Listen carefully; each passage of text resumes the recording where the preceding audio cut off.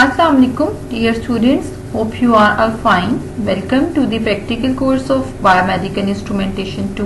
Here's your lab instructor Nashita Alvaz. The title of our today's experiment is the demonstration and working of hematology analyzer.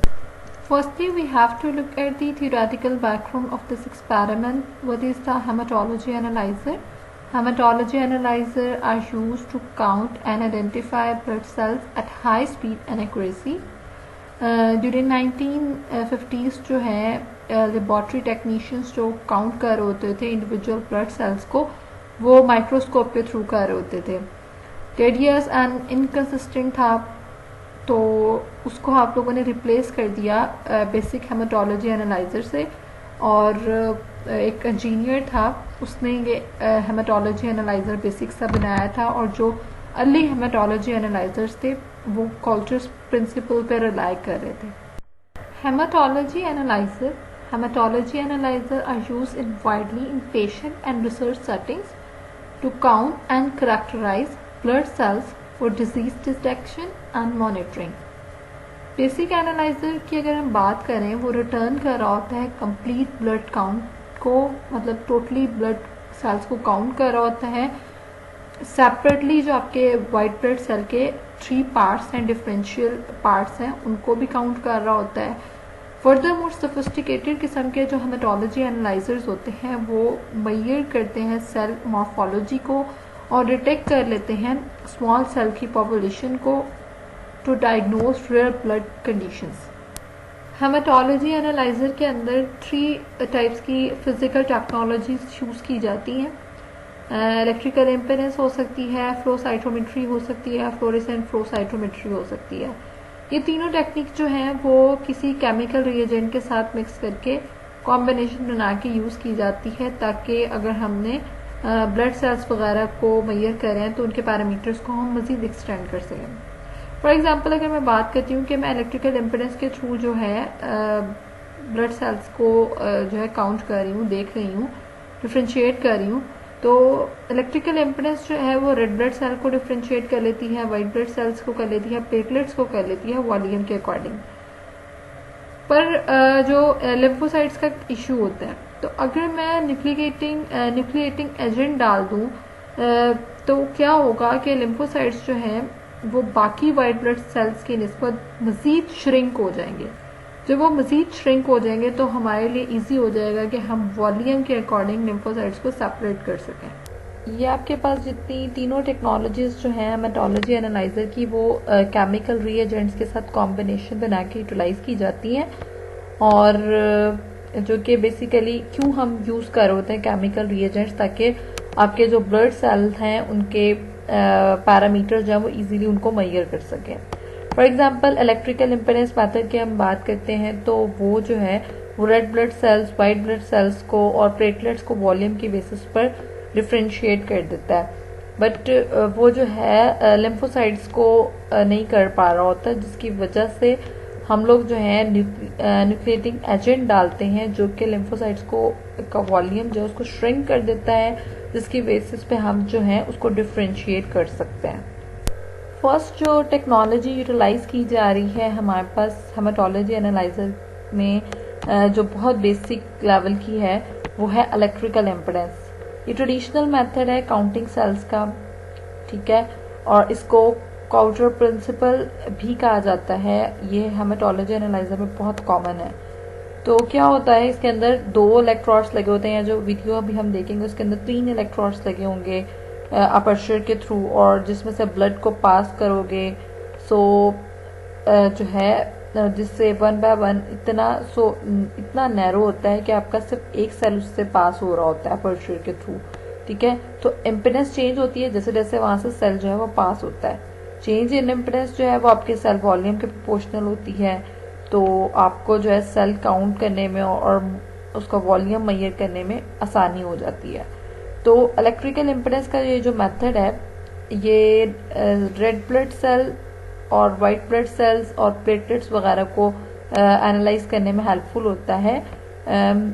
और ये जो है आपके पास electrical impedance का method, ये white blood cells के 3 parts को एनालाइज कर सकता है। बट ये जो है सिमिलर साइज के ग्रैनुल्स की वजह से लिकोसाइट्स को डिफ्रेंशिएट नहीं कर सकता, उनके दरमियान डिस्टिंग्विश नहीं कर सकता तीन मजीद टाइप्स के। सिर्फ 3 वाइट ब्लड सेल्स को डिस्टिंग्विश कर रहा होता है, बाकियों को नहीं कर रहा होता। तो जिसकी वजह से हमें जो है वो फ्यूचर में नेक्स्ट टेक्नोलॉजीज की तरफ शिफ्ट होना पड़ा।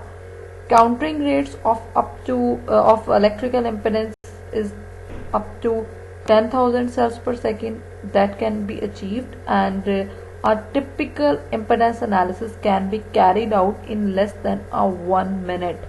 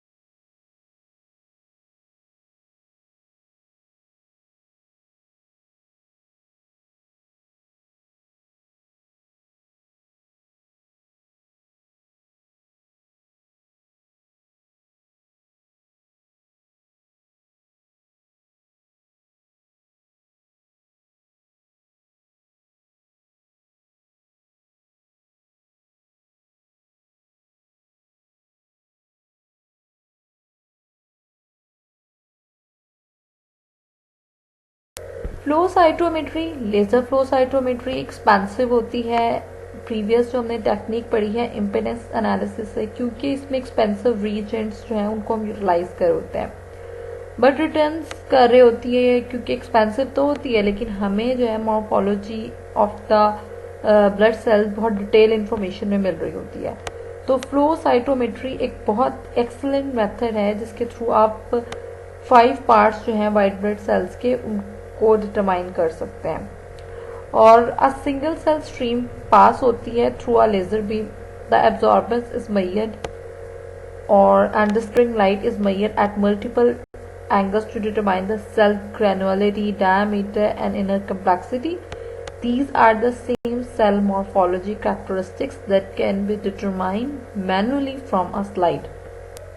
So flow cytometry के अंदर हम लोग देख रहे होते हैं कि हमारा जो सैंपल है उसके अंदर कंपोनेंट्स का साइज क्या है और ग्रैनुल्स किस साइज में अवेलेबल है, उसका एनालिसिस कर रहे होते हैं। मिक्सचर ऑफ सेल में सेल के साइज के ज़्यादा बड़े साइज के हैं या कितने सेल हैं, स्मॉल साइज के कितने सेल्स हैं और किस सेल का क्या साइज हो सकता है, कम्प्लेक्सिटी क्या हो सकती है उस सेल की, कितने ग्रैनुल्स हैं किस सेल में, और ज़्यादा ग्रैनुल्स अगर हो मतलब ज़्यादा कम्प्लेक्स होता है सेल, अगर कम ग्रैनुल्स हो तो कम होता है कम्प्लेक्स आपका सेल। तो बेसिकली फ्लो साइटोमेट्री का यूज़ करते हैं हम ये चीज़ें चेक करने के लिए। सैंपल जैसे ब्लड सैंपल को मशीन में रखने से पहले हम लोग सैंपल को प्रिपेयर करेंगे, प्रिपेयर करने के बाद सैंपल को मशीन में रखेंगे। मशीन के क्या क्या कंपोनेंट्स हो सकते हैं वो यहाँ पे हमें नज़र आ रहा है। तो जो फ्लो सेल होता है मशीन के अंदर, फ्लो सेल जिसमें एक शीट फ्लूइड रहता है और इस फ्लूइड के दरमियान से हमारे पास जो है सैंपल लेकर आते हैं, वहाँ से फ्लूइड की वजह से फोर्स जनरेट होता है जिसकी वजह से सैंपल के सेल जो हैं 1 बाय 1 डाउनवर्ड शिफ्ट होने लग जाते हैं। यहाँ पे जो ट्यूब सी नजर आ रही है ना, इस पे हम लोग फोर्स देते हैं जिससे सैंपल्स के अंदर जितने भी सेल्स हैं वो डाउनवर्ड शिफ्ट होना शुरू हो जाते हैं। और उसके बाद एक लाइट सोर्स होता है जिससे लेजर लाइट रिलीज होती है और कुछ डिटेक्टर होते हैं जो कि लाइट को डिटेक्ट करते हैं कि कितनी स्कैटरिंग हो रही है। यहाँ पर स्कैटरिंग का क्या मतलब होता है वो भी हम डिस्कस करते हैं। अब हम देखते हैं कि किस तरह से कंपोनेंट्स मिल के काम करते हैं।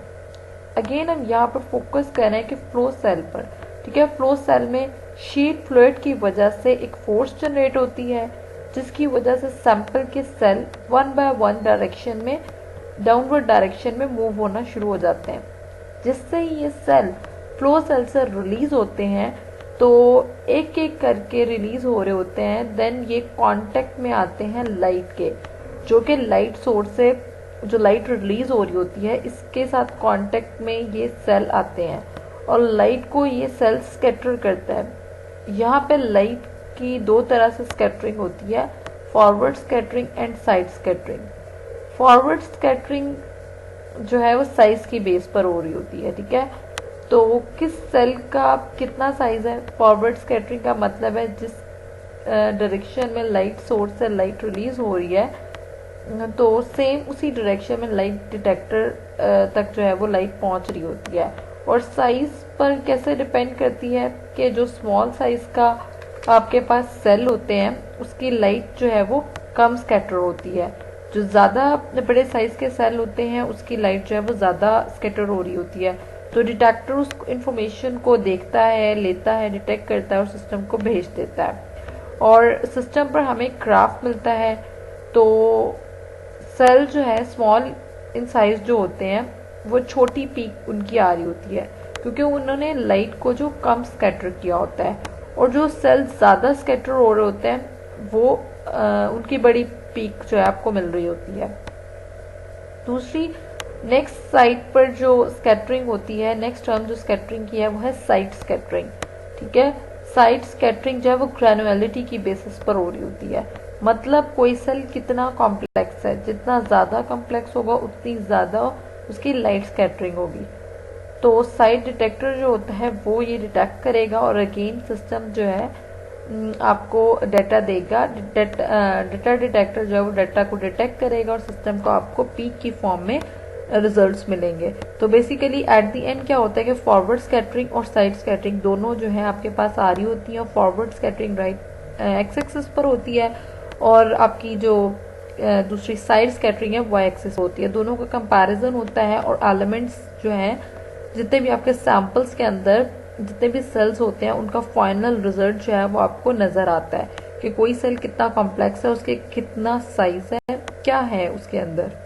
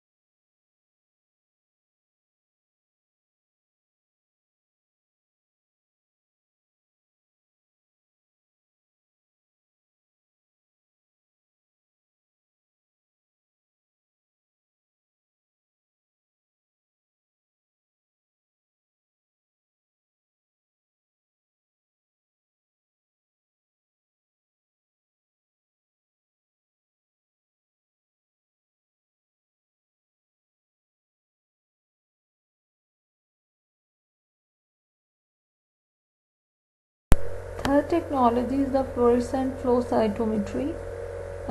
In this technique, we will add fluorescent reagent which will extend the use of flow cytometry to measure specific cell population. Fluorescent dyes reveal the nucleic plasma ratio of each stained cell. It is useful for the analysis of platelets, nucleate red blood cells, and erythrocytes. Now, what to consider when we are going to buy a hematology analyzer? We have to consider the range of tests. Time पर analysis means हमने कोई parameter देखना है, किसी parameter का analysis करना है, उसको एनालाइज करने में कितना टाइम लग रहा है, ऑटोमेशन क्या है, ठीक है, रीएजेंट जो दे रहे हो उसकी सप्लाई का क्या सिस्टम है, sample size and micro sampling का क्या कॉन्सेप्ट है, एक्यूरेसी कितने परसेंटेज है, प्रेसिजन कितनी है, लिनियरिटी क्या है, ठीक है, मेंटेनेंस एंड कैलिब्रेशन, और रिजल्ट का एनालिसिस हम किस तरह से कर सकते हैं, उसके अंदर रिजल्ट्स को स्टोर करने की कैपेबिलिटी भी है या नहीं है, फुटप्रिंट क्या है, ठीक है। तो ये डिपेंड करता है कि आप कौन सी कंपनी का ले रहे हो हेमेटोलॉजी एनालाइजर, और कौन कौन से फैक्टर्स आपको चाहिए और कौन कौन से फैक्टर्स आपके पास अवेलेबल हैं। तो उसके अकॉर्डिंग, अपनी नीड के अकॉर्डिंग आप लोग जो हो हेमेटोलॉजी एनालाइजर के इन फैक्टर्स को देखते हुए हेमेटोलॉजी एनालाइजर बाय करते हो। From this lab, we have learned that what is a hematology analyzer and how we can utilize it, and what are the basic technologies that are implemented in the hematology analyzer machine. This is all from my side. You are welcome to ask any question related to this topic. Thank you very much for listening to me. Good luck. Allah Hafiz.